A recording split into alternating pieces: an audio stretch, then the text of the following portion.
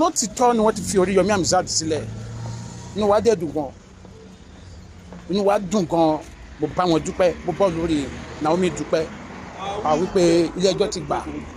wípé kí wọ́n gba béèlì wọn wọ́n dẹ̀ ti fi wọn sílẹ̀ lánàá ilé ẹjọ́ ti gbà wípé kí wọ́n gba béèlì wọn lánàá ṣe inú gbogbo wa ló dùn ayọ̀ gbogbo wa kún ṣùgbọ́n ọ̀rọ̀ kan wà tí mo fẹ́ sọ ọ̀rọ̀ yìí dẹ́lẹ̀lẹ́ yìí àwọn onílàákàyè nìkan lọ̀rọ̀ yìí bá wí o onílàákàyè nìkan ló bá wí because mo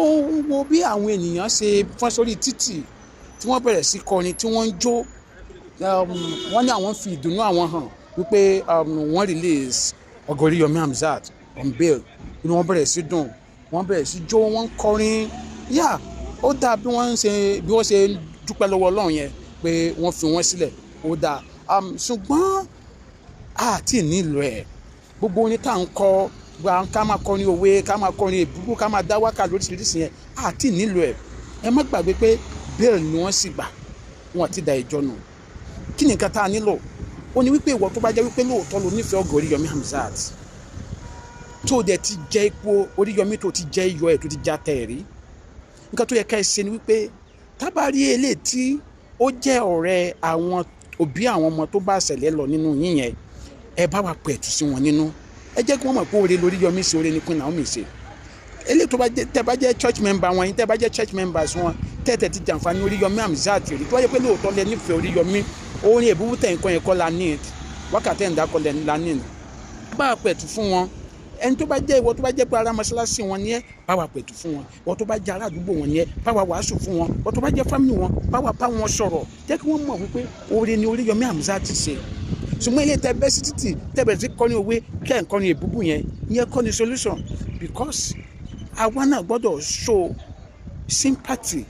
a gbọ́dọ̀ jẹ́ kí wọ́n mọ̀ wípé báwo ọmọ yẹn ṣe lọ yẹn kò dùn mọ́ wa nú ṣùgbọ́n bẹ́ẹ̀ ṣe ń kọrin tẹ̀ ń dá wá káàkiri lórí títì yẹn tẹ̀ ń kọrin òwe yẹn táwọn òbí ọmọ yẹn bá ń yọjú lójú wíńdò tó ń wò yín wọ́n tún máa sunkún ni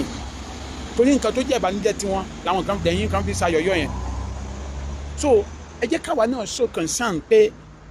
àwọn ọmọ yẹn lílọ tí wọ́n lọ yẹn dùn wá mi ní pé ká má dunnú bí wọ́n ṣe fọ Ọ̀gá Oríyọmí Hamzat sílẹ̀ mi ní ká má dunnú bí wọ́n ṣe fi Queen Naomi sílẹ̀ ṣùgbọ́n gbogbo ní òwe orí èbúbú àwọn òkú ọ̀rọ̀ gbákàwé kan yẹn ẹ jẹ́ ká dẹ̀lẹ̀ àdúrà ní ká kún fún Ọlọ́run gbàkóso délẹ̀délẹ̀ ọ̀gá mi ni Ọ̀gá Oríyọmí Hamzat èèyàn mi ni Queen Naomi inú ọ̀pọ̀lọpọ̀ yín ò dùn tó bínú mi ṣe dùn ṣùgbọ́n a sì nílò àdúrà ṣe kọ́lọ́n gbàkóso délẹ̀ kọ́lọ́n gba gbogbo ògo délẹ̀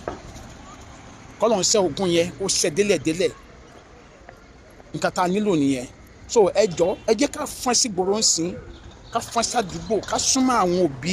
àwọn ọmọ tí ìṣẹ̀lẹ̀ yẹn ṣẹlẹ̀ sí ká bá wọn sọ̀rọ̀ tútù ká wàásù fún wọn ká pẹ̀tù sí wọn nú ká jẹ́ kí wọ́n mọ̀ wípé oore l'Ọ̀gá Oríyọmí ṣe oore dẹni Queen Naomi ṣe o then àwa tá à ń ké fún ìjọba náà tá à ń ké fún ìjọba láti ìgbà tọ́rọ̀ ẹ ti ṣẹlẹ̀ ẹ má jẹ́ ká dákẹ́ náà o ẹ má jẹ́ ká dákẹ́ o ẹ má jẹ́ ká dákẹ́ o ẹ má jẹ́ ká dákẹ́ o